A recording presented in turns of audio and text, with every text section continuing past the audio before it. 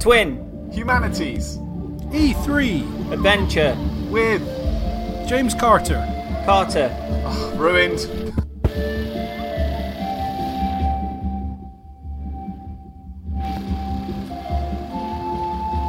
Ubisoft then. Dancing Panda. Just Dance 2018. Thank goodness. Isn't it 2019? Is it? It is. Yeah. Is it? Just Dance 2019 comes out October 2018. The big question is, will it be on Nintendo Wii? Is it really? Is it a question, really? Because I'm not sure. Because I'd imagine there are people that only have Nintendo Wii. This isn't critical. And it's one of those where you kind of look at it and you go, oh, FIFA's still coming out on PS2, is it? you know when you're like looking at the previous gens and just going, yeah, they must sell a boatload. I don't know if it's coming out on Nintendo Wii. I heard, and I can't remember where, it is coming to Nintendo Wii. I heard, and I can't remember where, and I can't verify any of it, and it was just offhand comment, that last year the Nintendo Wii was still the biggest selling version of Just Dance 2018. So, wow.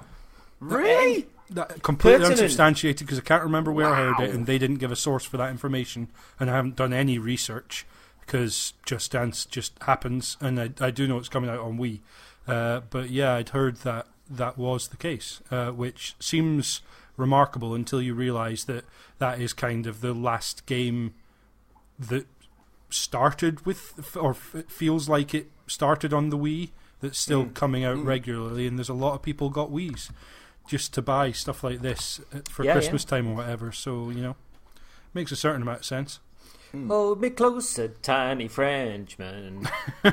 See, I've written my notes a bit funny here, because, I know we said that it was Just Dance 2019. I've actually written Just Dave 2019. That too. I mean, Dave's on board. Is that better? That's the name of the panda. It's Dave. Just Dave. I've got to say, I'm liking this stuff more each year. It kind of feels like if we ever get to, I'm saying next year, it's not going to happen next year, if we ever get to a point where Ubisoft don't have a Just Dance marching band with people in daft costumes and it'll feel like something's missing from the show now, I think, to me. Yeah, it's part of it now. Like Car. We need to see Car, and we need to see dancing people. We've already lost Car, but the dancers will stay. I did like that they all look like Star Wars rejects, though. There was definitely a few Star Wars characters in there. You got a cantina scene feel from it. Yeah. Well, people have accepted it now. A few years back, it was like, oh, Jesus Christ. And now it's like, oh, yay, come on. That panda's dancing a bit sexy. Ooh. You mean Dave? Dave. Sexy Dave. What's his surname? Hasn't got one, just Dave.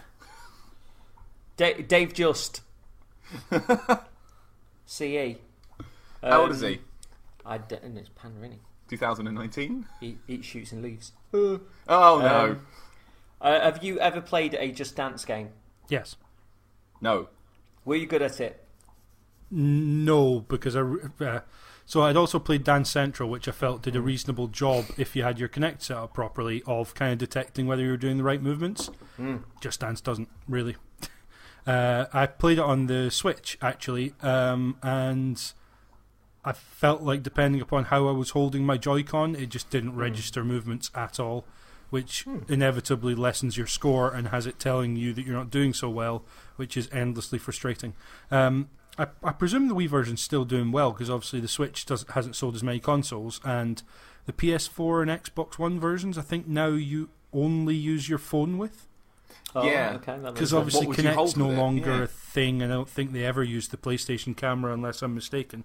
And I don't think they get you to kind of jump around with the controller or anything. I think it literally is, grab hold of your phone, and that seems like a bad idea. Phones are big these days; they're tough to hold in one hand, and if you get over enthusiastic to being a tiny dancer, then that phone could end up out a window in your TV screen, hitting the dog, whatever. It seems like a bad idea. It's better than it was in the Nokia, the Nokia 3210 days. You're swinging around a literal brick around your head. Or, back in the 80s when you actually had to have the battery in one hand and the phone in the other. Oh, the antenna's got in my eye. Oh, piss. Beyond Good and Evil 2. I'm very excited. I'm very excited. I'm quite incredibly excited. And before we get to the stuff later about the collaborative, I don't care about that right now. We're not talking about that yet. Give me time to be excited. Oh my god, I want it. It's exactly what I want it to be. Like, it's cool space. The fucking Paige is in it. Jade's back and she's bad. What? Like, I was just gobsmacked, like jaw on the floor. I know it's just CG pre-rendered. I was going to say, I think That's CJ's fine. going to ask exactly the thing I'm about to ask. Okay with that. What are you excited about? The idea of the game existing. It's real. It's coming. It's just an idea at the moment. You berate me every year. You berate me on hanging, the Ubisoft show. Hey, for hanging my hat on the hope that there's going to be a Demon's Souls remaster, a game that's actually made of substance. Now, hang on. And I just want a new version of it. You have just got a little bit of CG to hang your admittedly like big leather cowboy hat thing on it. But whatever. Can I? Okay. Well, let me throw this at you then. I mean, has Joseph Gordon-Levitt come out to talk about Demon's Souls? No, he hasn't. Is it? You say that Demon's Souls HD or remaster is real. You keep saying that as much as you want. You get back in your room that's a trap, that's a mimic that will eat you. You say there's party in there. There's not. It's just teeth. Just teeth. You've got one bonfire in this. Fuck off back to it. Hey, I am excited that it's real, that it's definitely coming. Like, there was some gameplay stuff shown a bit later that looked really, really cool, like running around doing a stab. And they called it pre-alpha, but that did not look pre-alpha. That looked like quite far along. It looked very, very pretty. They said today that the beta is going to be late 2019. Yeah. Okay. That's fine. Take as long as you need. Like, I can be excited for a while about this. Take as long as you fucking need. I do not want them to put this out anywhere close to not done. Was it a different pig in this one to the first one? Same pig. Paige the pig. No, same pig. Different pig. You mean the first trailer or the first game? Well, was the pig in this one? Yeah. The pig from the first game. Yes. I presume the pig from the first trailer wasn't the pig in the first game. Exactly that, yeah. There were more than one pig. There's a few. There's some imagination in this. You've got some monkey people in it. There's different kind of creations in it. There's lizard men and like cow people and stuff. Like, there's loads of different... It's not just humans. There's the... Is it the cow people that run the airship tune-up place in the first one? Are they cow people? Own it, never played it. Or hippo men? I can't remember off the top of my head. It's some sort of large some sort of large mammal, anyway, person. But yeah, it's kind of lots of shapes and colours, and it's quite a vibrant, like the first game was like quite a vibrant world full of lots of different people and there's lots of stuff going on. It felt like an actual place. Like, and everything I've seen so far of this makes it look like, yeah, this looks like a place. They've put all this together. I'm into it. I'm just really excited. Apparently the ground, sky, space shit's all going to be seamless, so you can just get in a ship and just do stuff and fly off to space and come back, which is very exciting because that was the best the best feature that PS2 game Haven Call of the King ever used, was the fact you could get in your ship and fly away in real time off to space. That game was shit, but that mechanic was good.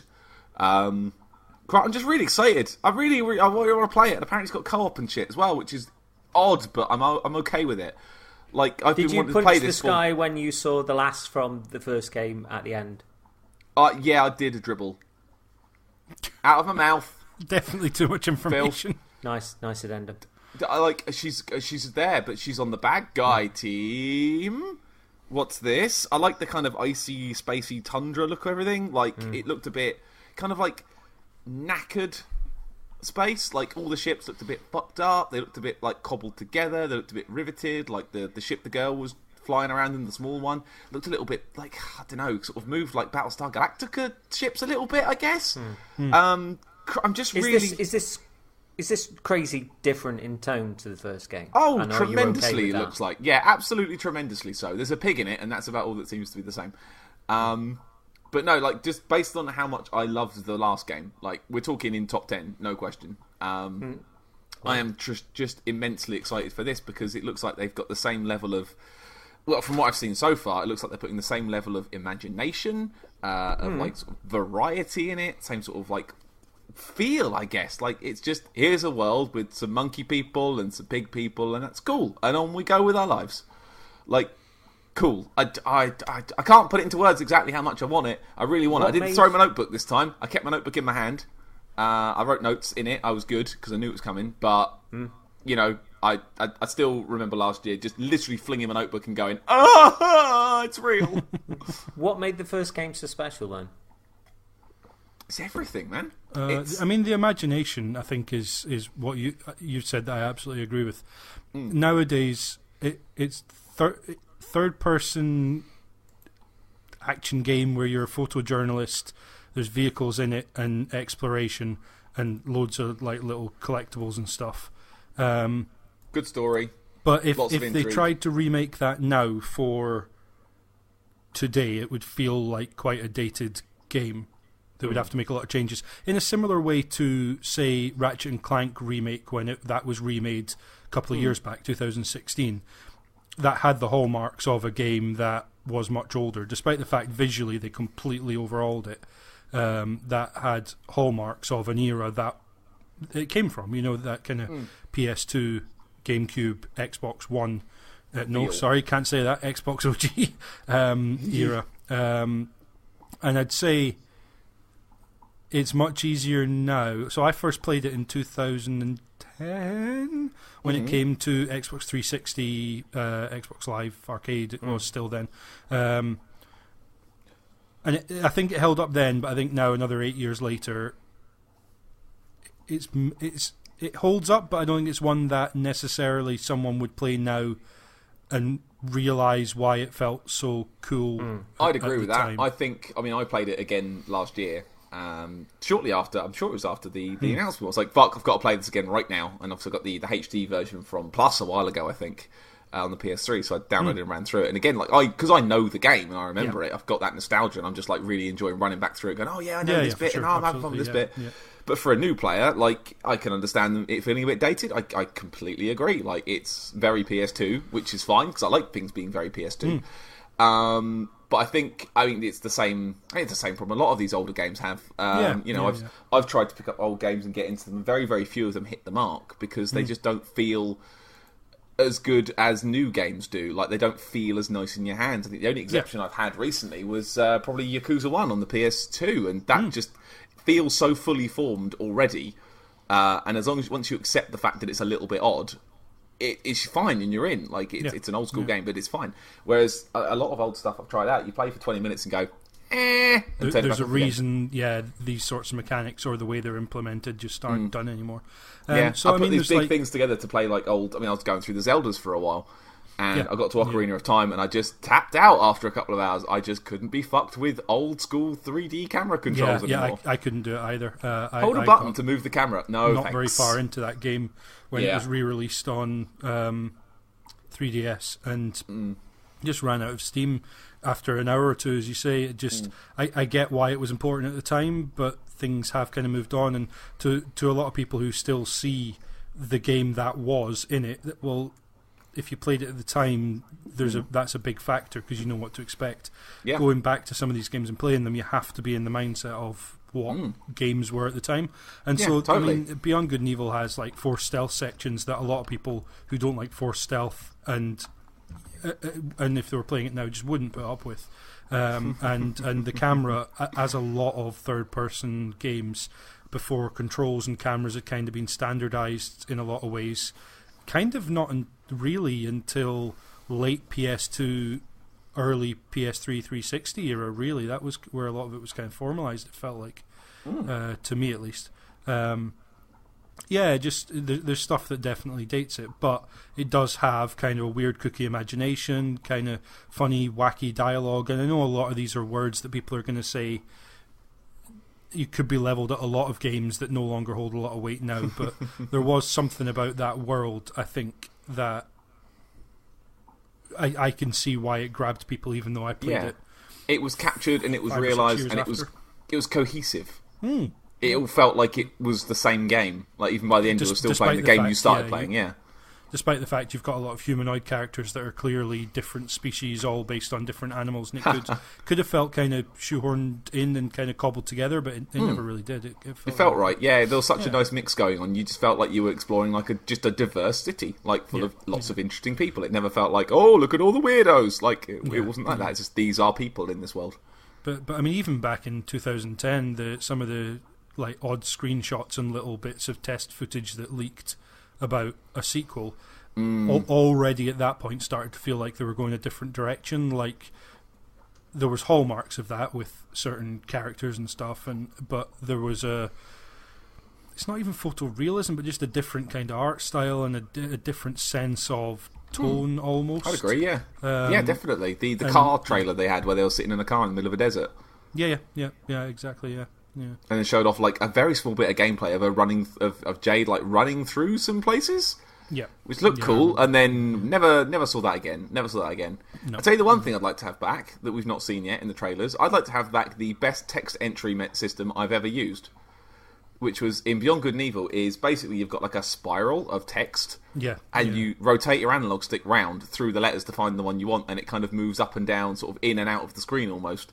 Yeah, I love it. It's so good. It's just so easy to put things in, and it's rather than dip X, dip X. You just sort of twirl the stick until you're the place you need to be.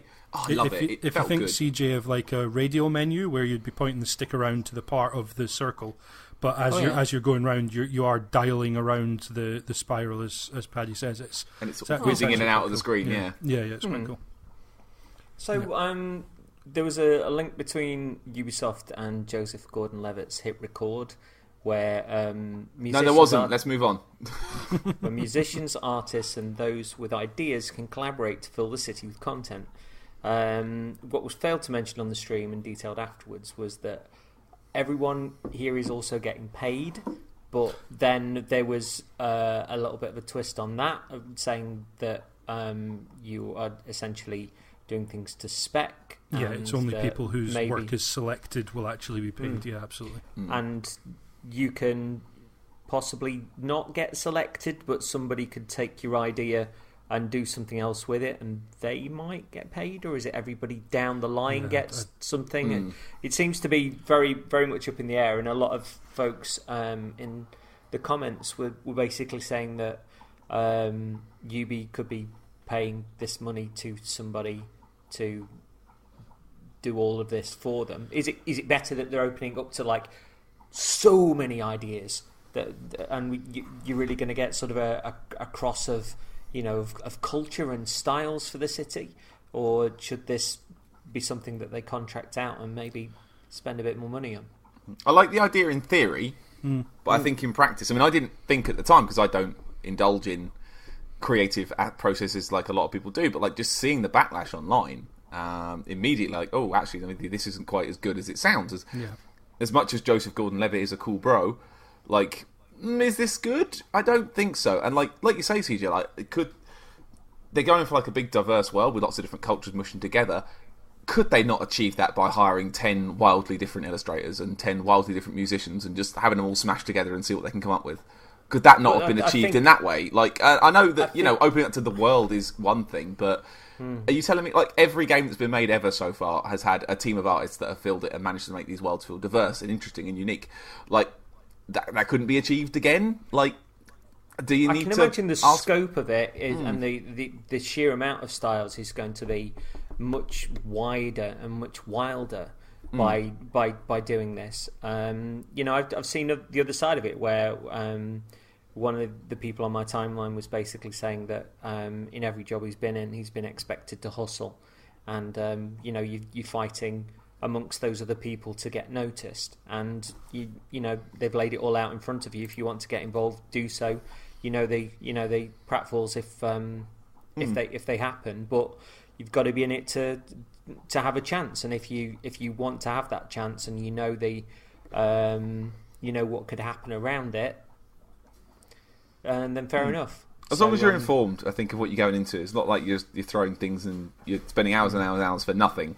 I think as long as you've got some idea what you're getting out of it and the chance that you might not get anything out of it, I think I think that's okay, but like not being an artist, I don't feel like I've got the best position to make a comment on it. Do you know what I mean? Like, I don't feel like. From what I can gather is you can say if I did a drawing, and of a fish, I submitted that to hit record. They're asking people to do remixes of it, to do their own versions or different versions, and if that gets selected, then everybody down that sort of pipeline gets paid, but it's as to how much those people are paid from the allotted amount. They then put a proposal to people, and you can either accept that or you can reject it, and they'll analyse it from there. But so, like, you drew a fish, and then James, for example, puts a hat on the fish. Like, does that go 80-20? It could be if I come up with like a really cool and quirky design that I do on like a bit of paper with a biro, and it's really good illustration. It's really quirky. What's it of? It doesn't really matter. It does. No. And there's something about that drawing that catches someone's eye.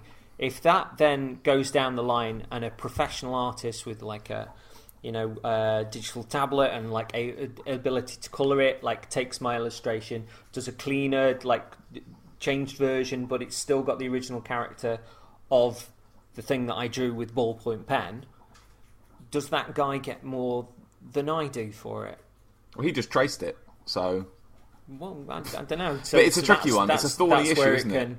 Yeah, but on the face of it, I like the scope of the amount of ideas and people that can be involved with bringing like a real sort of smish of cultures to the city. I question a little bit sort of how it's going to get paid for, and if people are going to be overlooked throughout that. But maybe it's a way of Ubi trying to keep the costs down as well. So I think we live in a world where, it looks like Ubisoft have started the Space Monkey program. It's now open to all. Last year it wasn't. You had to kind of apply to be part of it, and there was a limited window you could do that, where the idea was these were fans who were going to be involved in the game, and now what it's turned into is a partnership with Hit Record or Hit Record. Who knows? Probably Joseph Gordon-Levitt, I imagine. Where apparently they've put up £50,000, which in terms of we need environment artists, that doesn't sound like a lot. So it does sound like Ubisoft are doing it on the cheap and looking for, artists who don't have, a permanent gig or a well-paid, and they are, as we've discussed, they are people who are kind of touting for work and competing for work.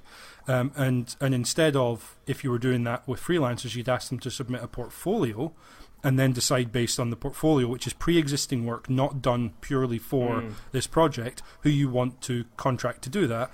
It's on-spec work, and it sounds an awful lot like Ubisoft are looking to exploit... I'm just saying this is where we stand. I'm not saying this is what I believe, but it sounds an awful lot like Ubisoft could be exploiting people who want to get their art in a game, want to get a foot in the door of that kind of thing. I think there is a world in which this could have been far better pitched as, because it looks to me like there's pieces of music and there are art spaces for posters and the like on walls, rather than you're not designing the environment, you're not necessarily designing characters, you're not doing that kind of structural work for the world. It's cool stuff where fans and interested artists could put forward art to go into the game, and it could be a kind of social experiment to just see what happens if can fans be made to feel more involved in the game, more attachment to the process? If they can go around the world and look at art that other fans of the game have done, that they've maybe had some input into, whether it's voting for it or actually getting involved in developing the art or the music or whatever it might be. There is a world in which I think they pitch it differently, and that could kind of be how the messages come away. But like you, Paddy, I didn't necessarily see all the problems of this until people who are involved in doing this sort of stuff, people who are artists, who are musicians, who look at this and say, hang on, this is, I guess, the nearest thing maybe for me that kind of goes around Twitter and games media and podcasts and stuff, is the notion of writing for free because you get coverage and you get noticed by being on that site. When it's a site that can afford to pay writers, is that okay? And there's grey areas and lines all over the place there that, for me as someone who submits articles and podcasts with Cane and Rinse entirely voluntarily because that's something I want to do, and I have a separate job that, you know, is my income, I don't necessarily see the issue with writing for free because it's something that I do with friends. I don't own Cane and Rinse, but I am a contributor to it, and that's fine. I've made that decision. But there are people for whom doing that stuff isn't just a hobby, it is their livelihood, and that's a jobby. Completely different frame or perspective to have on this sort of stuff. And I don't. I feel like there's a way they could have pitched it that came across better. Maybe that's me being naive, and actually this was always going to look like, can we get art and music on the cheap? Which is, I think, understandably how some people, and maybe it should be, viewed what Ubisoft are doing. But yeah, I don't know. I wonder if it's that sort of pipeline that I mentioned, if that fee that they pay out for the illustration and the various versions of it and stuff, if that is Ubisoft buying that outright, or if say my ballpoint pen drawing that gets turned into something by another artist and maybe a few other remixes down the line, if that catches people's imagination, like it's a prominent point in the city or whatever, and Ubisoft decide to make T-shirts of that, am I going to get a kickback because it's my design, or are they going to go, rights to it outright? You did that on Hit Record. We gave you that fee. You accepted that. That's now ours. And so again, particularly. So find the money, though. That's and quite also, a big thing. Yeah. Also, on the other side of that, if I then decided, sod you, Ubisoft, I'm going to put out my own illustration on Redbubble. I'm going to make some money on it because I drew it. Yeah. Would you? To can Ubisoft? Have they got the rights to then come back at me and go, no, we paid you God knows how much on Hit Record to own that? It's very sketchy, isn't it? I imagine that'll all be very well detailed in Hit Record's terms and conditions. Oh yeah. But yes, you are quite right. There's a lot of that stuff that we don't know about, and I don't necessarily have any expectations as to how that would work. I mean, I just mentioned photography. That's obviously a big thing as to whether you retain rights to your photograph or whether the publication or website or whatever wants to buy the image outright. And photographers will have different rates as to, all that sort of stuff. And it also depends on whether you've got a portfolio and someone wants to buy a piece of it, or whether you're producing work specifically for someone, and it'll all be written into contracts. And I imagine Hit Record have probably got quite a lot of flexibility, and it'll be up to Ubisoft as the customer how they want to run that. But I'd be very surprised if Ubisoft were happy for people to take that art anywhere else, because there's way too much of a risk of them having to constantly keep up with all the pieces of art in the game if any of them are being used anywhere else, because there can be associations and ways in which that's used that they wouldn't want in their game and would have to then start removing it, and that would just get way too complicated. I can't imagine a world in which they don't say they now own this artwork and all rights to it thereafter. I can't see it. So then, oh my god, a plane is being held up by a bunch of terrorists, and all these terrorists have great beards and phenomenal hair. But no, look, here come the heroes, and all of the heroes have fantastic hair, also beards. It's Rainbow Six CJ, which has been we're done. Ubisoft. Okay, right. Nightfall. Thanks everyone. Bye. I've not played it. Continues to be successful. 35 million players. All of them with phenomenal hair. I don't know. Beard. Who I is don't this know masked why man? I've written this.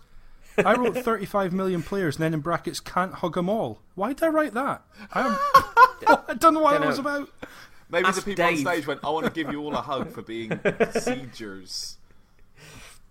I don't know why I wrote that. Maybe it was something, or maybe they said, I want to give you all a hug, and I don't know. Who knows?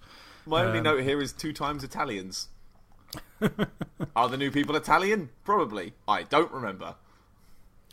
Yeah. Is this your bag? Any of you played it at all? Let me just look inside my bag. No. So I tried it, but I found very little enjoyment out of playing it solo, which is how I've played all Rainbow Six Siege games previously. I think I went online with Rainbow Six Vegas 2 a little bit with some friends, and I feel like you need either to get over the hump of playing with randoms, or, I mean, in a tactical game like this, really you need to have a group of 3 or 4 friends that you can play with, and that's just not the way I play games. So I ended up kind of moving away from it fairly swiftly after a couple of hours of playing. I do love, we're coming back to this with Ubisoft, how much they are supporting their games, in this case with a lot of free content to keep people playing, and they've gone in a very heavily in a direction of esports stuff. In this case, they've got a league and events through February 2019, I think. Something like that, and it really does feel, I mean, 35 million players, obviously not constantly playing, but 35 million people have played this game.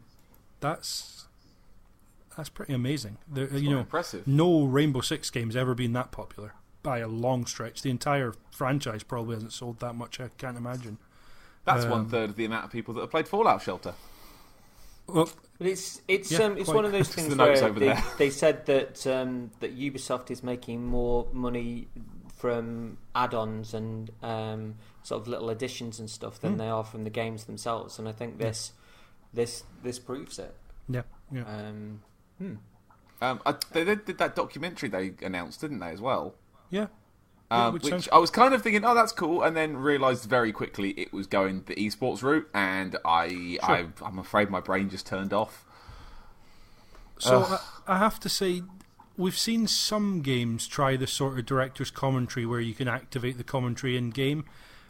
I like the idea. I'm not a massive fan of the implementation because it generally means an entire second playthrough making sure you hit all of those, and often I've found myself kind of standing around waiting for the commentary to end before I can move on, which sounds like the most obnoxious thing to say about it because I'm not in it to play, but if documentaries and that kind of thing like NoClip, or there's several places doing documentaries looking at the making of games, looking at something like this which is about the community around it, hopefully not just esports. I'm hoping they look at the whole online community, because there's a lot of people don't play it esports competitively but play it and enjoy it and got something from it, and the level to which Ubisoft have kind of made something of this game that a lot of people kind of scratched their head at and thought, well, what is this?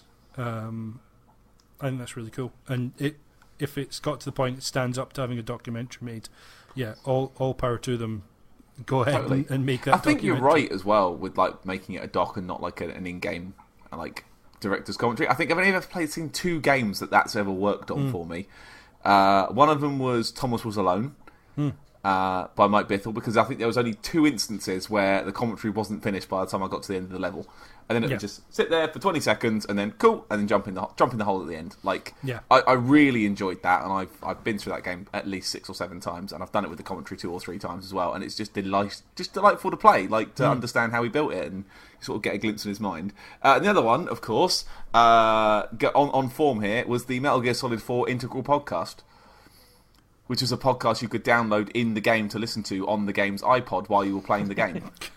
Right. That game was fucking weird. Metal Gear Solid 4 was fucking weird. I loved that thing. Seeing as we're on documentaries and we're in Ubisoft, have you heard about that For Honor documentary that's supposed to be really left of centre?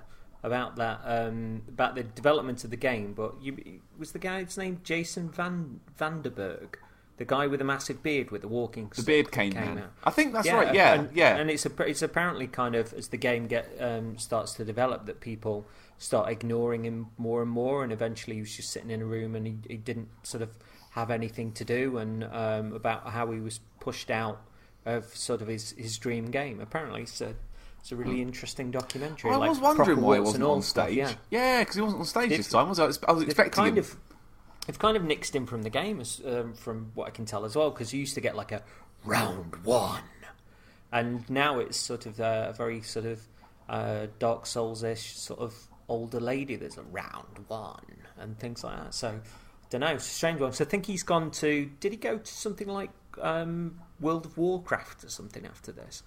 But it's all in this documentary. But I mean, you're telling me he used to do that voice and then they replaced it with a woman. It sounds to me like you've done both voices and you're just trying to kid us. Yeah, absolutely. After it had been scanned numerous times for people that could defend a plane, invade a plane, break into a hospital, a police station, and an army base. Nick this. Don't nick it. Yeah, yeah.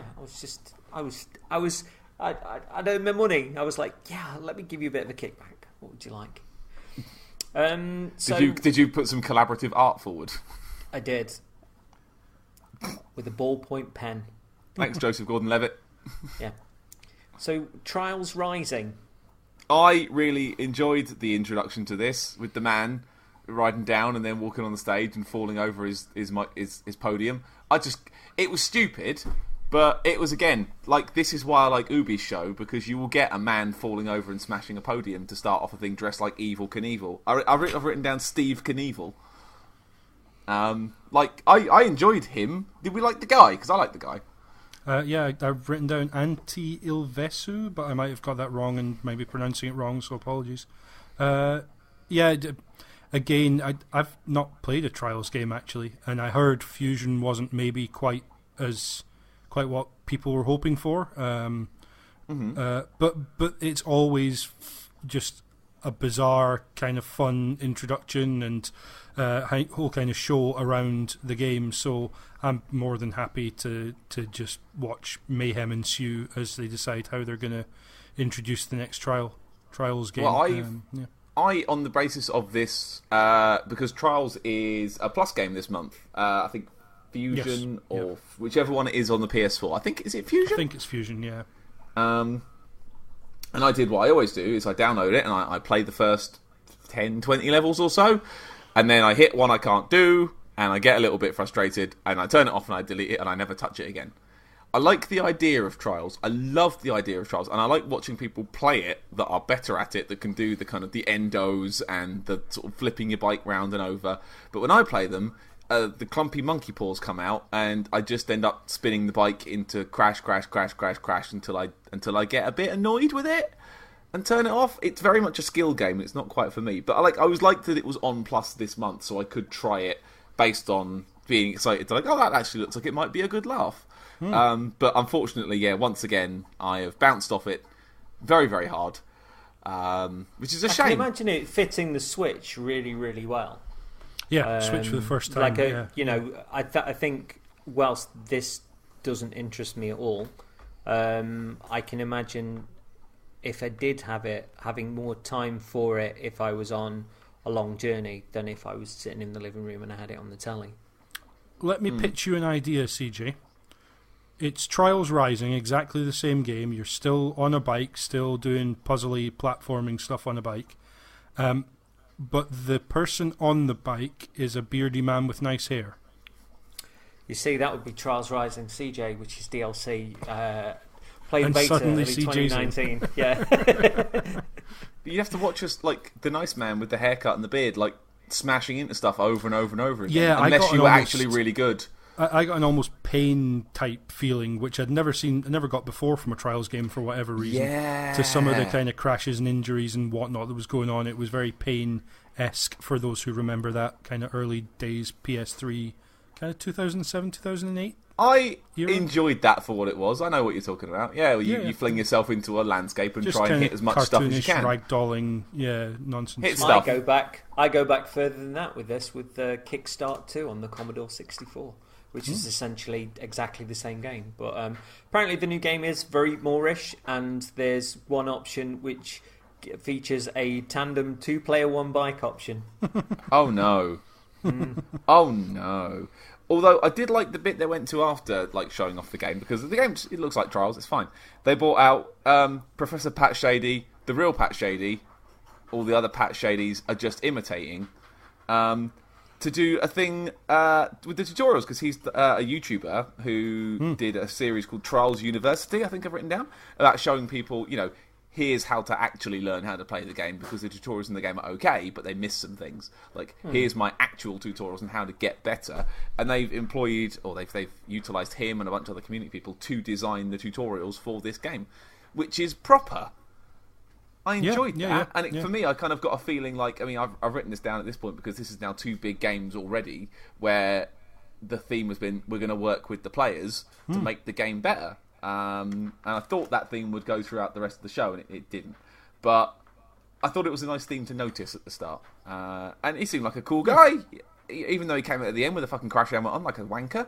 Don't be that guy.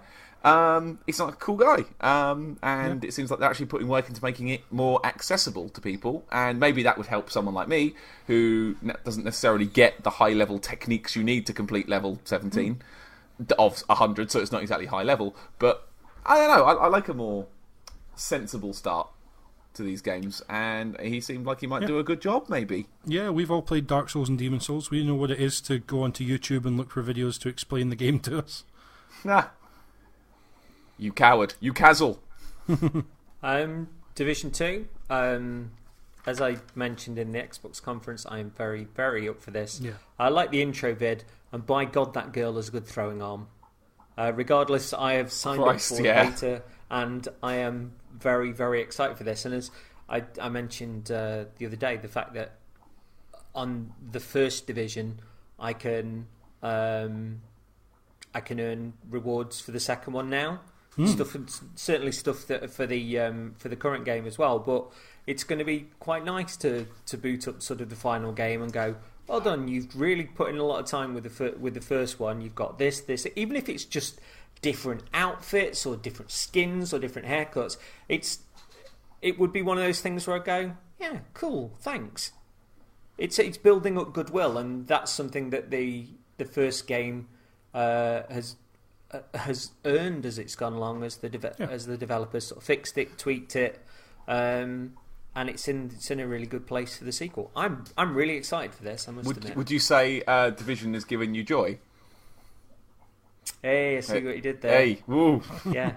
So, new stuff, I think that was newly announced here, was there's going to be further specialisation of kind of class types, so sharpshooter and demolitionist and stuff. Stuff. And stuff. There was a third one, but I didn't catch the name of it, unfortunately. So stuff user. Stuff will do. Yeah, stuff user. I really like that bit as well. I thought that was a cool kind of, because usually you hit these games, you get to a certain point, and then everyone just grinds out. You've unlocked all the abilities, and you get Jara's Wrath at level 27, and then you can complete the game. You get your Galahorn, and off you go. But I like the specialisation. I think that's a cool way of putting, not classes, but I suppose more specialised classes in the game, and it lets you build a team together, I suppose. I'm still probably not going to buy it, because it doesn't look like it's for me. It's cool, though. But yeah, in this new 8-player raid they're sticking on. Yeah, that was the other thing, or one of that could be nifty. Really good. Yeah. I mean, one of the things with the original is that because I'm not a Tom Clancy guy or a particular military shooter guy, but I liked the variations that you could have in the game of not just the different weapons, but I quite like. If I scan and I see there are 6 people there, like taking one of them out, making them run towards me, like throwing down my turret and taking off a number of them, whilst I try and maneuver into a different position and sort of like pick them off and stuff. Like my friend would have the kind of bowling ball type seeker bombs that she could like throw out, and they'd sort of trundle off into the distance and then like hit a number of them, and some people will go in with like shields and stuff, and I kind of dig that. That to me made it a little more. There is a degree of science fiction about this with finding the echoes of the people that were murdered, and and I like that little twist of line. That's what I need to make me interested in something like this. But the variations of not just I really like being the sniper. You really like sort of running in and gunning up close. The fact that there was stuff like the other day with the assault on the art centre where there were all these atrocities going on, and really really neat stuff with like a mannequin, like say somebody had moved a mannequin in to hold like an axe over somebody that had been like chopped to death, like in the corner, and there were all these sort of really quirky things. And when it came to the boss that I had to take out, it was in this massive room with like a fashion sort of style runway in the middle, and there was a bit where there were people I was going in from like a top balcony. There were people rushing in from below. There was the boss who was on the same balcony as I was, and there was kind of a gallery above that, and I sort of ran into position near the boss, threw my turret up onto one of the high gantries, which was picking her off from distance while I was sort of hiding behind these rails and like taking sharpshooter shots. Love that. It just seemed really just science fiction like and cool, but set in the real world, and it was great, and I'm looking forward to seeing them expand it with this. Very, very much. Sorry, that's me gabbing off like massively on this, but I'm super excited for this game. Yeah, I am. What do you think about the DLC thing? 3 big DLCs, new story, new areas, new items, and all 3 are going to be free. Yeah, the year one stuff at least. Brilliant. I think part of the problem that I saw with an interview that Skill Up had with the devs was they had a survival mode which was on the season pass in the previous one, whereby it had got people sort of in game with you, as well as like computer enemies and stuff.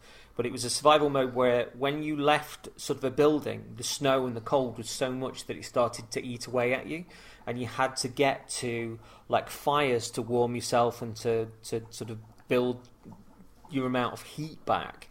So there was this degree of sort of wandering outside, not being able to see a lot because of the cold and the snow, like having to find food to survive, having to find heat to survive. And they were really proud of that mode, but because of the season pass, they were saying that not many people got to play it, and they were a little bit vexed by that. So I think that they're possibly going to make more of that in this one, although I'm kind of curious as to how seasonally they're going to give a variation for that in with the capital in the summer, so with Washington. So but apparently it's very good.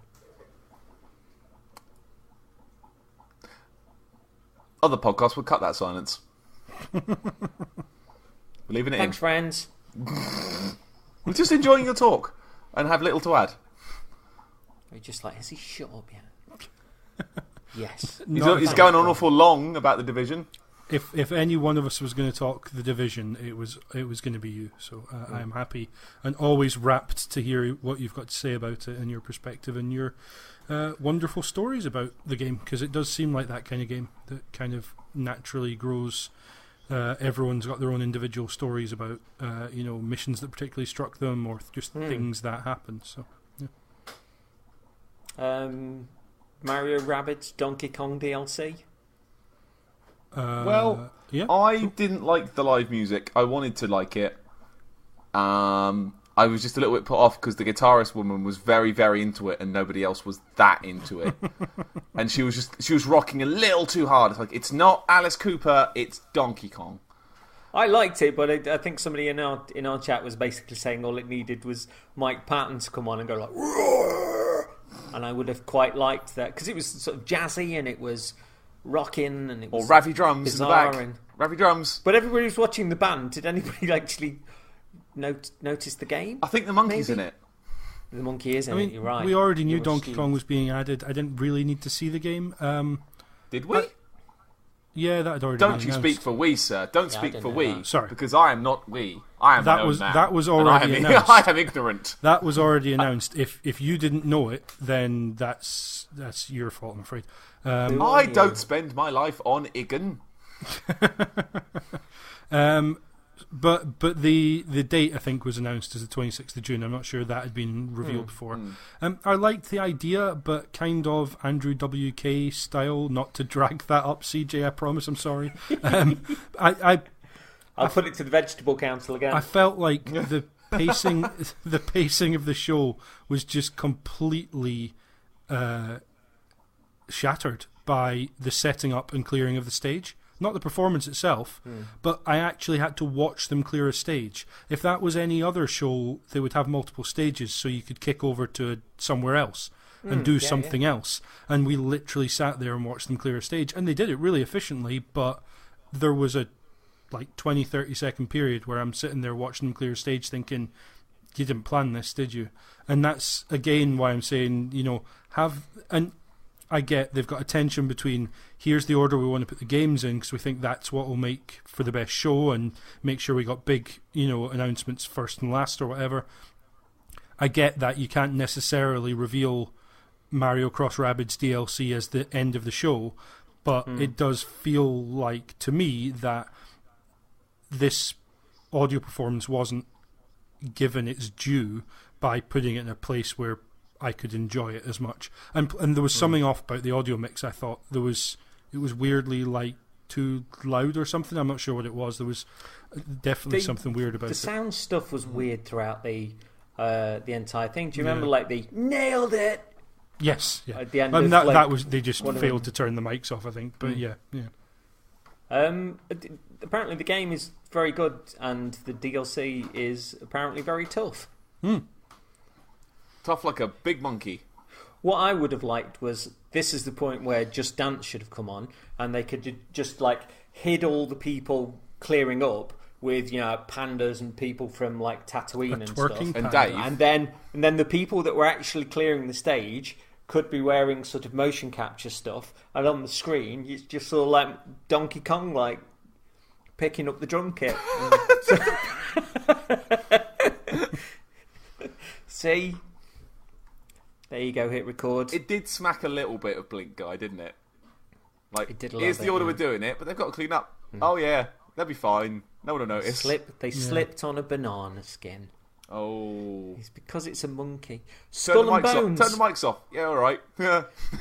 Skull and Bones thought was well narrated. The design work was lovely. Looks more single player focused than Sea of Thieves. Probably better narrative design at this point, but combat looked rubbish. Now, when this was announced, right? So I am the one who likes the ship combat in Assassin's Creed. I am that guy. I'm the guy who, when it was in Assassin's Creed 3, says, hey, put more of that in the game, please. And my review of this that I had has that in it. And I looked it up to make sure I said it right. And then Black Flag came out and it had way more ship stuff. And I was really excited. I was like, this is more ship stuff. I love it. Now make a whole game of just this ship stuff. And then they did. And it looks a little bit wank.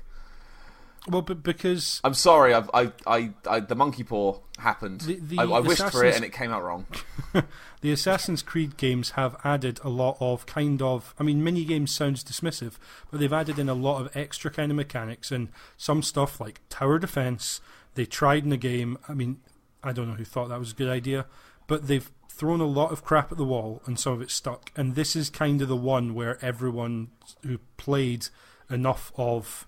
Black Flag was kind of the one. I know, as you said, Paddy, some people kind of got there before then.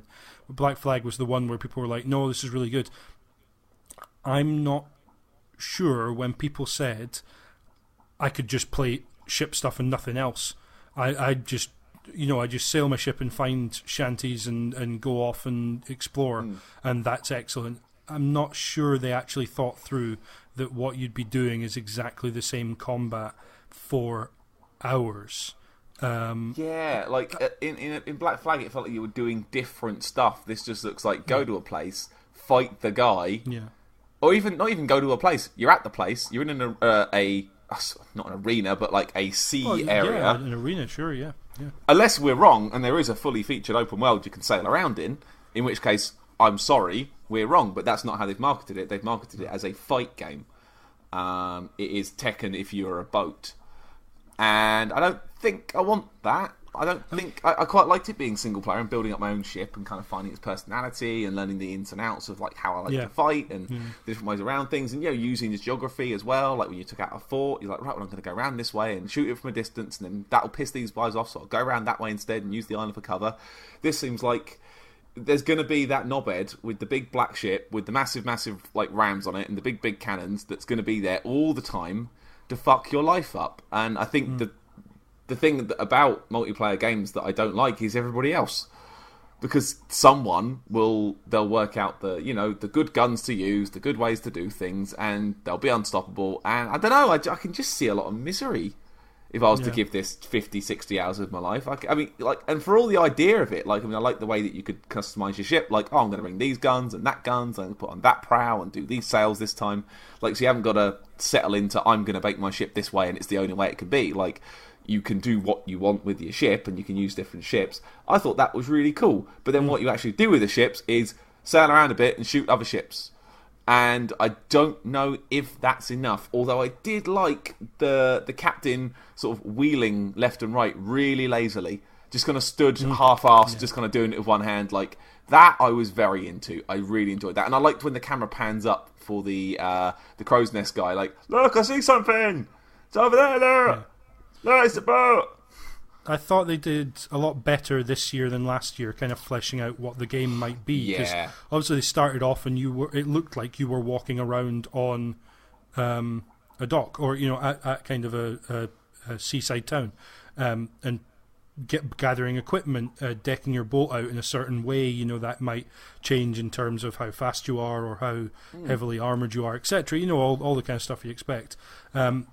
But then, they got out onto the ocean, and I kind of just keep coming back to the notion that when people said, we could just have a game that's just the sailing, I think maybe what I thought they meant, and it doesn't seem to be what Ubisoft thought they meant, was take the assassin stuff out, make me a pirate, and make it as fully fleshed out a game as that would sound to be.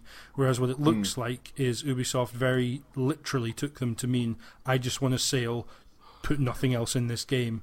And I mean, this still doesn't look like a game I want to play, but it does. Like last year I thought, why are they even showing this? This looks clearly misjudged. And this year I got a bit of a better idea why some people might really go for something that this could be. It's not coming out till next year now, so they've still got plenty of time to add to it. I'm sure they will. And it's not affiliated. It doesn't seem to be anyway outwardly affiliated with Assassin's Creed when it's obviously just the ship bit from Assassin's Creed put into another game. Like, absolutely, I don't get that. I thought it was going to be an Assassin's Creed spin-off, and it isn't. That confuses me massively. The critical hits and special abilities stuff sounds a bit dumb when you're talking about... I don't know why it should sound dumb when you're talking about ships hitting one another and not dumb when you're swinging a sword at someone. How can you not be excited about soaring a sick 360 no-scope crit cannon shot to your opponent's sloop? You know what I mean? I get they need it because if it's just... You know exactly how much damage you're doing and you just need to keep whittling them down. That could get even more boring because it's just, turn to this ship, 3 shots, it'll go down. Turn to that ship, 3 shots, it'll go down. And I get the idea of kind of juggling what you can do, but why would a ship have a special ability? It very clearly got cannons, and sure, you might have some tactics or something that work really well, but why it sounded weird to me. I'm not sure why, because as I say, suddenly having your sword go on fire because you hit someone enough times without getting hit yourself is equally ridiculous as having a super effective cannonball 1 every 10 balls. But I don't know, it just seemed weird. I mean, it was named in as one of the best games from E3 by Eurogamer, which took me by surprise. But what do they know, bloody Europeans? I often wonder with this sort of stuff. When you look at say a Ghost Recon and you go, that's the shooting bits from Rainbow Six. That's the car mechanics from Watch Dogs or whatever it might be. Yeah. No, that's the car mechanics from the Crew, and there are all these little bits that get sort of glued together to make a Ubisoft game. Part of me wonders if, I think is it Ubisoft Singapore who were responsible for the boat stuff.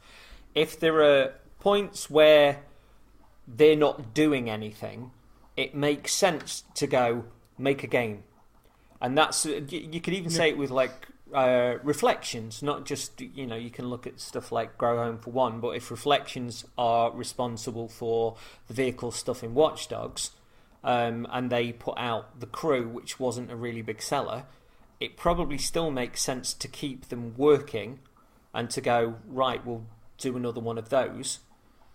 And I mean, you know what I mean? Even if only it means that their car tech is going to be developed and they're going to refine it so that for Watch Dogs 3 that can absolutely. You're not laying off experienced staff. I think, and because you know what I mean. When you break down what those different games do, it really is sort of like, right, we'll take this from that studio, this from that studio. And they'll sort of glue them together and put a bit of polish on. And I think the trick is taking a mechanic that is kind of...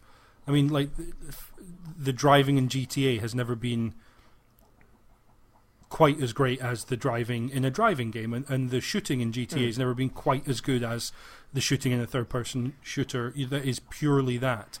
But it's good enough that when it all comes together, it feels good enough. But yeah, if someone was to say to me, "Oh, Rockstar are going to make a cover-based third-person shooter that's very linear and doesn't do what Rockstar does well," I'd be skeptical about it. And I think that's the situation I kind of feel with Skull and Bones. And I haven't played the Crew, so who knows? But yeah, it's how do they take that mechanic that they want to work on and refine and improve and develop, and actually build a game around it where it doesn't feel like this is just a game being made to develop a mechanic, if you see what I mean. I don't know what the answer is. And maybe the answer is 2019 is going to roll around, I'm going to have egg on my face, Skull and Bones is going to be everyone's game of the year. Because, joking aside, Eurogamer aren't going to hand out praise to that game if they don't think it deserves it. So... yeah. True. I mean, obviously, it is the 2017 Patrick Stardust Ubisoft game that he quite fancies, but never actually is arsed with. No, I don't think I fancy this. No, I don't. Oh my god! Does that. does that mean it's this year's is Beyond Good and Evil 2? Oh my god! What have we done? Maybe, yeah. What which have we means done? 2 years' time, and go like, God. pirate! I'm a pirate now. This is my life. I'm gonna get that sweet legendary chest and then ram that bitch. So we then had Transference, starring Lord of the Ring. VR, I don't remember much about it, other than that sort of tiny little lemming man coming on stage. And getting his words a bit wrong. He's an actor. He's Lord of the Ring. So a couple of things. This was VR only last year. It's now not. Right, okay. And yeah, it looks like there's kind of FMV stuff in it as well, which makes sense. Horror game, especially from someone who's coming from a film background, they would want to kind of use that kind of FMV option if they can. Exploring another person's mind, yeah, cool, absolutely go for it. And coming out way sooner than I thought it would. Anything to add? Lord of the Ring. Lord of the Dance. I don't want to be Lord of the Ring. Yeah, you are. Oh. It says on your specialist website. That's true. Too far. This went bad. This has gone a bad way. I kind of thought it looked a bit. I thought it looked a bit cool. Sort of psychological thriller type thing that seems to be almost entirely like filmed with a real camera, which is FMV game time. Yeah, boy, get on an FMV game. I like the whole glitchy, creepy stuff. I think in VR it will be probably quite terrifying. It looks probably cool. I don't know. I don't know what to make of it. You're almost a VR man. Now I live in the virtual world and not the real meat space. Yeah, Paddy's bought a virtual reality mask. I bought a PlayStation face. We're not sure. I think I might put googly eyes on the front just for fun. I don't know, I might get it. It depends how it sort of reviews, really, I guess. But it looked interesting, but not interesting enough for me to go, that's the game that I want to see. So, yeah, I mean, and the fact that it's got a bit of talent involved with it, and like you say, Lord of the Ring is in it, so I like him, generally, he's alright. So, yeah, I'm curious, but not enough to pre-order. But your wife did have a shrine to him when she was at university. She did. Are you not going to get shit if you manage she had to a wall kill of him all off? She had a wall of the pretty boys.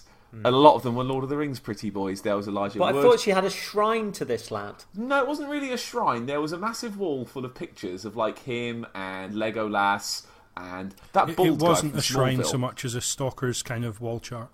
Well, the closest, well, kind of. The closest one was she had a CD case. You know, there's like sort of briefcasey kind of boxes that you put all your CDs in little sort of Case Logic style. Yeah, that's it, yeah. But each side of the thing had like a plastic bit you could pop off, and inside each side had a different sweet boy. So on one side it was the bald guy from Smallville, Michael something Rosenbaum, that's the name. And then on another side it was Elijah Wood, and then on another side it was I think the guy from Buffy, Spike, maybe? Oh, James Marsters. Him, yeah, and it was I don't know, very creepy. It was creepier than any catalogue of titty potential poster. victims, one might suggest. True. Creepier than any titty picture I've ever seen. And then I married her. Of course you did. Moving swiftly on to Toys to Life Starlink meets No Man's Sky with Destiny's Story, is what CJ, I've kind of summed do this your up joke. as. Do your joke, CJ. No Man's Skylanders. Hey! So Starlink the Battle for Atlas, I thought looked like a lot of fun. It was big, bright, cartoony. I'm still... Well, when I was first watching it, I wasn't quite sure how the toys factored in. But it looked like a fair old risk for Ubisoft. Hence, sort of, I looked a bit further in. And then Star Fox turned up, as did Miyamoto. And Eves gave him a model of the R-Wing as a Prezi, which is lovely. Cool addition to the game. I think it will bring in an audience that might not have looked at it otherwise. Star Fox stuff is, as you'd expect, exclusive to the Switch.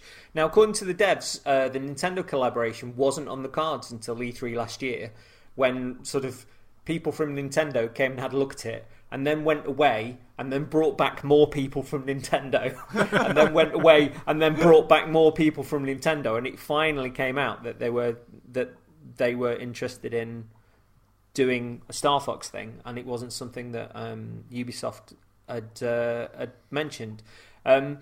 Word has it that you only need to have the ship on top of the controller once, and it's scanned in. You can add extra stuff, and that's scanned in likewise, but there is an equipment load, and you can make your ship crazy powerful but too heavy to move. That item, say a cannon, retains its own information regarding upgrades and can be moved between vehicles as well, which is really kind of cool. Apparently the game is an absolute banger. People that have had hands-on with it have just said it's really, really superb. So all credit to Ubisoft for taking a risk with this, and the game's a bit of a belter, and I think that R-Wing comes boxed in with a Switch version. It isn't a tremendous amount more than the standalone sort of disc is, which is very neat. I'm curious to see more of this, and I guess my sort of head's been turned a little bit further with the amount of glowing reviews that journos have come back with after actually playing it. So personally, I'm in the exact same boat I was when we last saw it. Like, miserable. The game looks cool. Like, it looks like a cartoon, and you shoot the things in the space. But I just can't abide all this fucking plastic bullshit. Like, just let me choose the chip. Make a no plastic version of that game. I will play that all day. That looked like a laugh. But I just cannot be abiding with having just boxes of plastic. If that game, everywhere. if you can play it without the toys, are you telling me that all day? So you'd be taking your PlayStation 4 into work. You'll be getting other people to carry sofas on a day off, things like that. No, jeez, man. No, I have to take you at your word, Ginger Man. It looked like it was a good laugh, but I don't want to be sitting there and like, oh fuck, where's the fucking where's the Gatling thing? Where's the shit? It's in the other box. Hang on, wait a sec. Can I pause? Oh, I'm dead. Like, I want to see how the man that's just bought a VR. Yeah. Oh, I just want to play games. I don't want to wear a plastic mask. I do now, though. I've changed my mind. It was cheap.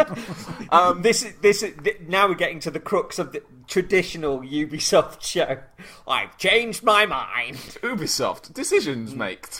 I don't know. The game looks good, and I didn't like the way he kept calling it Atlas, not Atlas. Like that upset me a little bit because that's not how that word is. Mind you, you've just called somebody from Lord of the Rings Legolas with that real big gap in the middle. Yeah, that girl made of bricks. When we both know that it's a man, and they're not actually made of Lego. No, he is. Danish brick boy, yeah. I'm sorry, were you addressing us, or was there somebody else in the room with you? Clean your room, Danish brick boy. Danish brick boy. No, for me, like the whole putting the tiny guns onto the plastic ship, that looks like a fiddle. Nah, mate, nah. And you say you put it on once, but if you want to change your guns, I suppose you've got to put your shit back on to change the gun and take it off again. Like, I thought the whole point was the ship stays on the controller like a whoosh, I'm going to zoom with my hands. No. Woo, I'm doing a zoom. It's just not for me. It's up to me and James to do research on these things. Take the plastic off, get rid of the plastic. It looked alright. Put the plastic on, pointless. Didn't like it. Division 2, but instead of you choose a character in the game, you get a model of a man that stands on it. And if you want to change gun, you've got to take it out of his tiny plastic hand and put a different gun in. Put a brand new cardigan on for him. Tiny plastic hands. With that. Oh, no, Mind you, you are talking about the Division where somebody will walk up to you and go like, hey, can you spare some food? And you give them like a can of Spam or something, and they'll drop a really expensive jacket. Hey, thanks. Thanks, person who was staggering towards me that didn't really have a lot for this £120 jacket. Enjoy your Spam. What good's a jacket in a world without Spam? Yeah, so once again, I'm Captain Negative. I like the game, I just don't like the plastic stuff, and that's never going to change, I'm afraid. So I'm in a similar boat in that I really like the look of the game, and I think the game looks like it's more than I expected from when someone says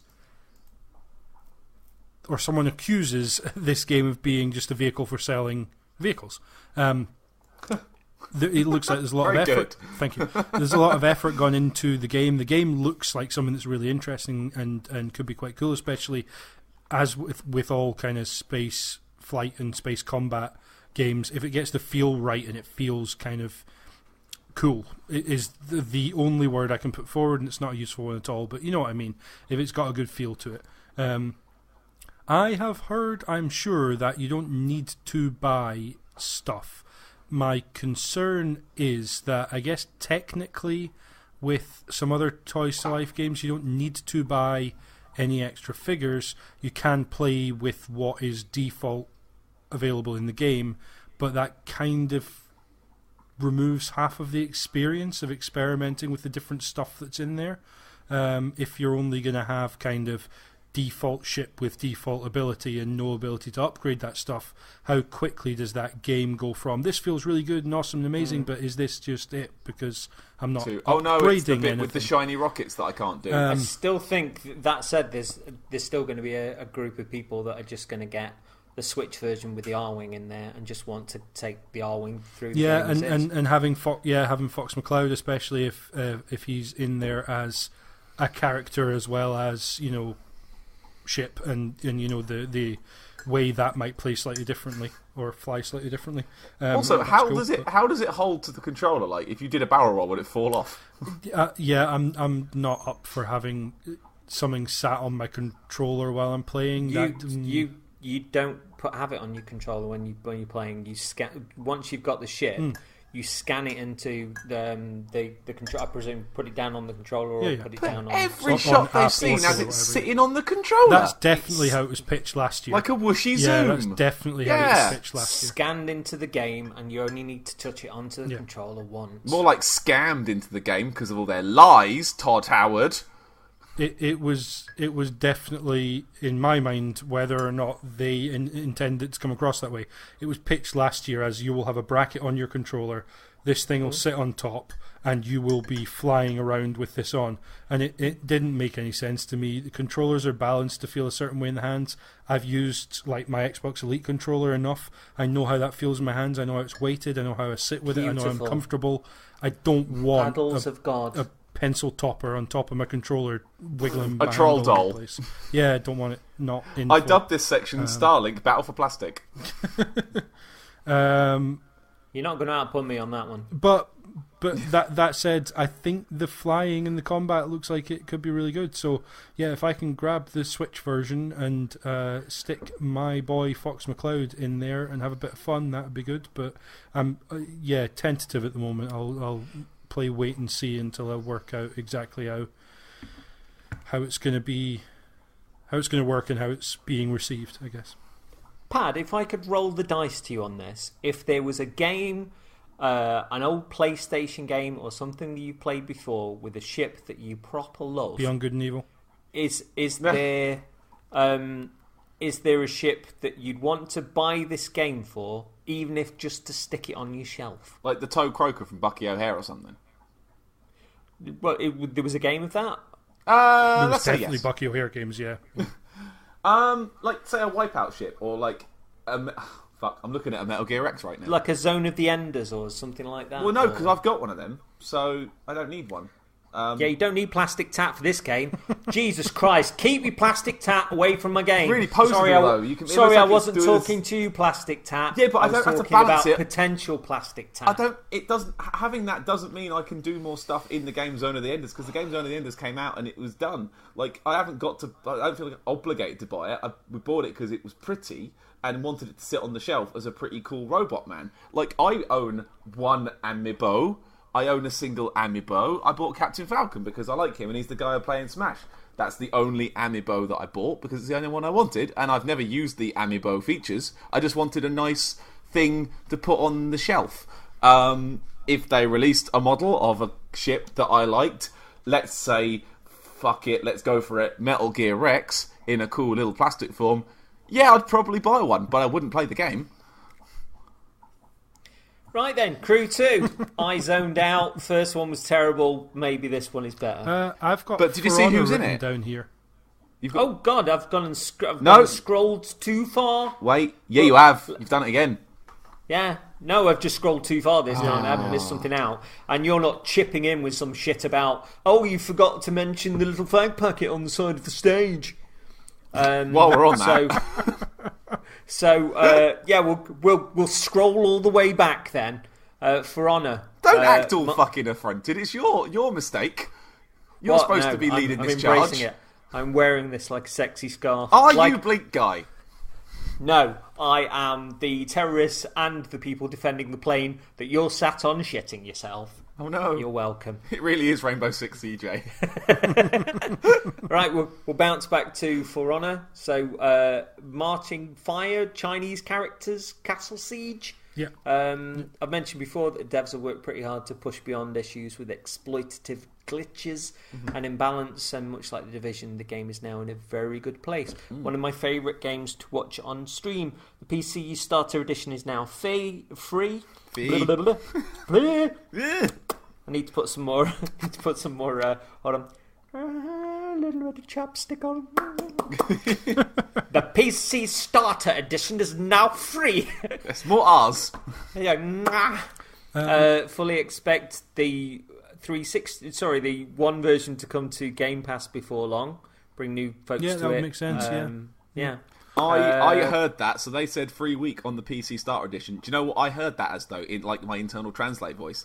Hey, players, here's some fresh meat. Here's some boys to take apart. They do kind of need players in there anyway, and I think a lot of the audience left because I've heard the community and as a whole can be sort of quite toxic. In a game where you fight each other with swords in a skill-based fashion, the community can be toxic. Fuck off away with that. There was a lot of issues with... there were certain glitches that were happening in the game, which were difficult to get beyond, and some players were playing the game as it's meant to be and were not taking advantage of them and wanted the devs to get that sorted because it was ruining the game, and other people were saying, well, the developers aren't getting rid of it, so we can make use of it because it's there. It's the Motorstorm boost glitch thing all over again, whereby a giant semi-truck could stay at maximum boosted speed just by tapping the boost button until they patched it out after a couple of months. But that online was fucking turgid. But yeah, they've now got the game in a really good place, and the new characters look pretty cool. Quick question. New faction China and 4 new fighters. Is that 4 classes all for China, or is that one? They all looked like they were for China. One new for each. No, I think faction. They all looked quite Chinese to me. I saw that as being those 4 that we saw are the new classes and China. The new. I just wasn't sure whether each faction had their own version of the same fighters, if you see what I mean, or whether. So a Viking with a Guando. Sure, why not? That's a spear. But again, all credit to Ubisoft for continuing to support this, and if there is a sequel a little bit further down the line, it looks like the game's in a good place again. So 5 Honor. They do a sequel, they could call it More Honor. I see what you did there, James. It was good. It was. I mean, they're still selling sort of passes, and people are still getting the new heroes. So this is. Like Rainbow Six Siege is like where they're continuing to make money. So, rar. Also, quick thing before we pass it on, because I thought it was worthy of noting, that guy changed his T-shirt mid-show. He came out with this big ill-fitting thing on. It's like, why have you dressed like that? Oh, because he had a secret T-shirt. Blink guys, nick my T-shirt. Catch him. Will he catch him in a car, or in a plane, or in a boat, though? Or a F1 car. Perhaps or a Red Bull F1 car, yeah. I was excited to see car. Of course you were. Car! I've written 3 notes. 1 that you can preload and open beta. 1 plain boat car like F1. And 3rd note, it's car! This looks like a game that nobody's actually asked for. And if there was anything that could go plain car, boat, whatever, it would have been that Criterion game that EA showed off once and never went back to again. Never went and Speed did or something, wasn't it? Absolutely no interest in this. I've kind of run the gamut on this, because the crew, I mean, the joke was, hang on, they've got towers in a racing game. But I heard some people enjoyed the crew. Again, Ubisoft seemed to support it. They're doing a crew too, and like some of the trailer stuff with the world kind of folding in on itself very epically when you change from one vehicle to the other, and just having it be kind of a weird kind of, you just change vehicle on the fly, it seems. Just seems really bizarre. But yeah, I've heard kind of mixed things about it. It's coming soon with an open beta, so it's like, well, I could try it out, but Forza Horizon 4 is coming out in a couple of months. This is with that, thanks. Forza Horizon 4 shat all over it, isn't it? Yeah, I'm just not going to play this and that, and if I pick one, it's that, not this. So how many tractors are in the crew too? Probably none. Yeah, can't play as a sheep, so can't ruin someone's fence. So you think the original audience of the crew will return for this? And I mean, I don't mean to be crude, but maybe that has been accrued. Assassin's Creed Origins. Assassin's Creed Origins, 5th of October. Assassin's Creed Odyssey, everyone. Jesus. Beg your pardon. Assassin's Creed Odyssey, 5th of October. Bloody hell. Get Assassin's Creed Odyssey Origins will still be out on the 5th of October. Thank you very much. I think it's already out. Shadow drop. So, disclaimer. Paddy and I know Stephen and Ellie, who are both working on this in different departments, hence consider everything after this to be absolute bias and lies. Bias shill. James is the only one unbiased, honest. I didn't think I was up for this, but was told right beforehand that this game was going to be my thing by Ellie, Even though I didn't know this was the game they were working on. And she was like, I said know to her what in you like. chat, and I said to her in chat, I was like, I can't be arsed with this. And she was like, why?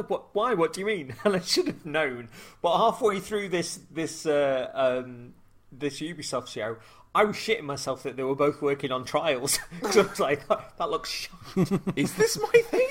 The Crew too? No. So I think this looks gorgeous. The myths and monsters are in it. The art design's spectacular. Male or female characters. Romances. No assassins, apparently. I'm up for this. This where is I wasn't. Prequel to Origins, essentially, because it is, I think, set before. So you get Leonidas's spear instead. Has had almost universal praise from E3. That's almost. Gentlemen, your thoughts, please. Obviously, Paddy's will be biased and lies. So, James, you go first for truth. There is land and sea exploration. It is based on a war between Sparta and Greece. You are a mercenary outcast. Ubisoft Quebec are lead dev on it. Your characters, the guy is called Alexios and seems to be a little more kind of sarky, funny, cool guy, and Cassandra is the woman. I'm not sure if they're supposed to be brother and sister or what. I think they are, because I think so. Yeah, you're grandchild of Leonidas either way, and Cassandra is the badass of the two. You get Leonidas' spear, which comes with a load of kind of particular attacks you can use, but that looks like a weapon that you can kind of maybe always have on tap next to using other weapons, swords and other spears and the like. Famous philosophers like Socrates and stuff. Mykonos, I think, is the only place that's been identified as being in the game so far. It looks like you could activate elemental abilities on the weapon, as like the spear. As you use it, it looked like it was kind of going on fire, which looks cool. They're introducing large-scale battles and a Minotaur. Those are facts, I'm afraid, folks. Those are facts. I'm Good so facts. excited that myths and monsters are in it. Good facts. So Sweet facts. in Origins, not to spoil too much, but it was in one of the trailers. There was a giant bleeding snake, and people were like, "Hang on, we've never gone that way with Assassin's Creed, because it did always kind of trade on historical, if not accuracy, a certain amount of fidelity, and it was supposed to be real, like going through the memories of real world, if you like, because obviously it wasn't. It had all the sci-fi angle, etc. And they made that make sense in Assassin's Creed Origins. I don't know whether they'll do the same here, or whether it is just, no, this is pre-Origins, therefore myth is potentially reality, or what, or whether they will stick with the, no, this is memory, so they can kind of be fudged a bit. I don't know, but if it wasn't for the fact that by the time I got to the end of Origins, I felt so relentlessly done with the series again, after giant breaks since Revelations to Origins. I was glad I played Origins. It looks incredible on the Xbox One X. And a lot of stuff about this sounds really cool, like Origins did, but there was just stuff about playing that game that, like the leveling system they introduced, it seemed like it should be cool. I thought it was really poorly done, actually, by the end of the game. It effectively level-gated stuff, and that's not what you should be doing. Don't force me to churn through side content when I've decided I'm done with side content. Bad. I like the way that they really had to go out of their way to explain a snake. But, you're riding a Final Fantasy chicken? That's fine. But yeah, I think this does look really cool.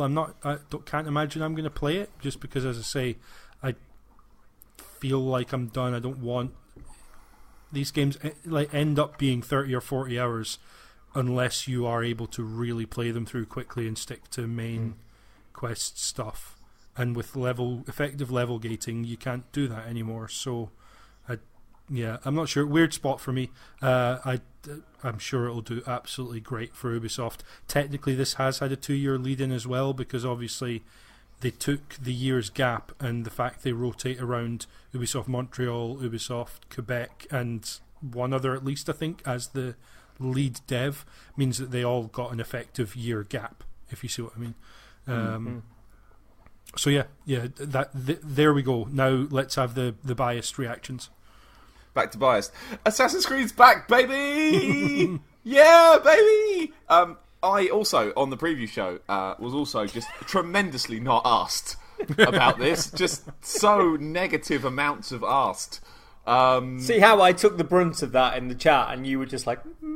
Yeah, moderately not asked, but I just wasn't asked, really. Again, I had my burnout with Assassin's Creed at 4, Black Flag, and I loved 4. I loved the shit out of that game, and I got to the end, and I was like, I think I'm done. I skipped Rogue, and after I'd skipped Rogue, that was kind of the end for me. Like, I'd kind of played them all pretty day and date up until that point, and I kind of just... I'd burned out on it. I just followed a man and stabbed him. That's the game. Origins looks interesting, but I'm not that interested in the setting. Like it's like Egypt, and it's like, the origins of the assassins. I didn't find that to be particularly compelling enough to grab. It looks nice, obviously, but it didn't look like my sort of thing. Whereas this game, and I know that we knew it was Greece, obviously because of the thing, but like actually seeing it is different to like thinking, it's about Greece. It looks gorgeous. It's all green and bright and blue skies, and I like that you have two characters and you can fuck anything you want to fuck. You can get weird with your dick. Steady. I want to get weird with my dick with a Minotaur. Yo! The truth will out, ladies and gentlemen. This is all it took. Yo, where's Zeus? Should we let Starlink the battle for Atlas now, so they can do a deal with a fleshlight, so you can glue that to the top of your DualShock 4? Oh yeah. Then he's in. I will say, horns. If there was Assassin's Creed Burnout, who would you race as? The guy with the boat. Of course you would. Edward Kenway. I would race as Leonardo da Vinci. Well played. But so I have more to say. A lot more to say. Shut up. So the two characters you can pick, our friend Ellie, corrupt, put out a question like, who are you going to pick, Cassandra or Alexios? And the replies to that tweet were almost universally Cassandra, which I understand. I get that, but because I feel like being a contrary fuck, I'm almost certainly going to pick Alexios, particularly James, because of the way you just said he's a bit more of a smart mouth, a bit more of a dickhead. That's what I've heard, yeah. I like dickhead characters. I'm a big fan of dickheads. Like, some of my favourite sort of stories and things have got the main character being a bit of a prick. Plus, I mean, misogyny, no women in our games. Yeah. And they've worked out how to animate them now, haven't they? So, that's good. Allegedly, we'll see. Alexios is nipping around doing cool backflips and Cassandra just T-posing through the whole game. like really sort of old school pre-war Czechoslovakian animation game. No, I do like that as an extension of Origins, where part of the game you played as a female character, and I think that was true of Syndicate as well. I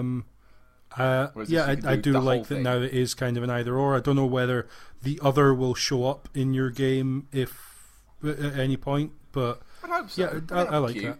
Yeah. Well, like say there was a mission where you had to co-op and you could co-op with a player doing their thing. Hi, Laura. So like what just happened right there.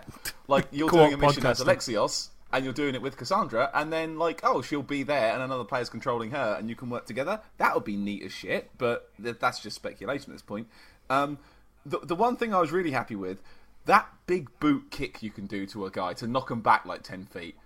Fucking yeah. You reckon you'll ever get tired of doing that? No, we won't. He absolutely won't.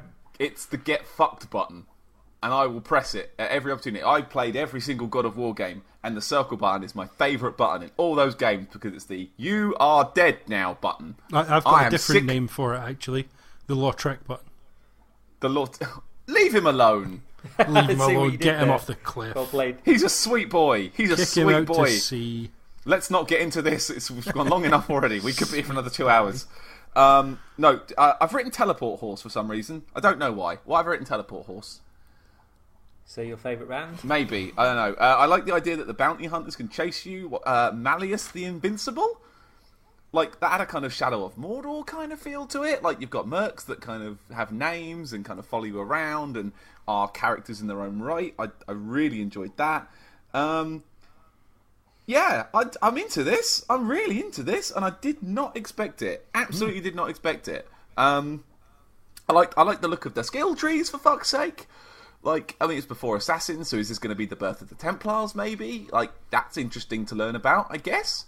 But no, just, like, I was a big fan when I was at school. Like, I really liked it when we did Greece at school. Like, I was big into, like, the Odysseus musicals? Stuff and... The songs, yeah. Yeah. T-Birds were all the rage back when you were in school. Ah, I see what you did there. I see what you did there. No, you did Greece in school? Ancient Greece. To be fair, actually, we did watch the film Greece in school as well. But, forsooth, did they have a car? Oh. Okay, I'm done. I was going to talk about how I like to do ancient Greece at school, but you've thrown me. I can't. I'm not doing it. I will end on the fact that... Be more corrupt. Corrupt now. No, I've already given praise and said that I'm doing it. So I'm going to say that... in the previous show, I said that I really liked Greek myths when I was a kid. I also starred in a play, because I acted lots when I was a kid, of Theseus and the Minotaur.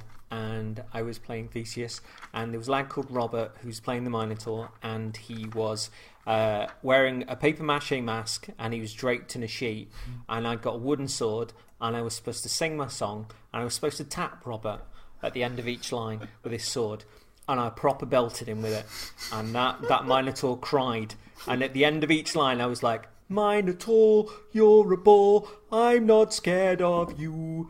You are strong, but not for long. Your reign is almost through. I still remember the song. Was that the song? It was, but it was more like Minotaur. Oh, you're a boy.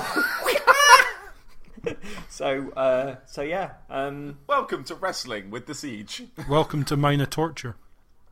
Hey, oh, hey! Press the button.